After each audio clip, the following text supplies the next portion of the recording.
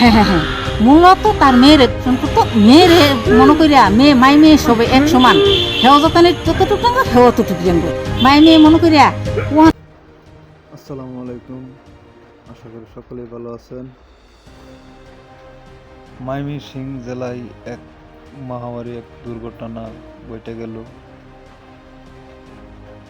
মেয়েকে তুলে নেওয়ার প্রোগ্রাম ছিল তাদের, তারা মেয়েকে না তুলে নিয়ে গেছে তার মাকে। নাম হচ্ছে আসিয়া। হ্যাঁ হ্যাঁ আসিয়া। তারপর বললো যে আমাকে ছেড়ে দিই, পরে তো না তোর সাথে কয়া তখন দূষণ রাখছে, দূষণ রাখলে দূষণ তার মনের মতন দূষণ করলো।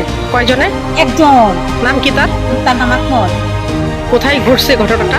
ঘটনাটা ঘুরতে এই বাড়ির থেকে ধরে নে এক পুকুর পাড়ে, মানে মানে ওই এলাকাটার নাম কি? এলাকাটার নাম বইলোর নামাপাড়া। বইলোর নামাপাড়া। বইলোর নামাপাড়া।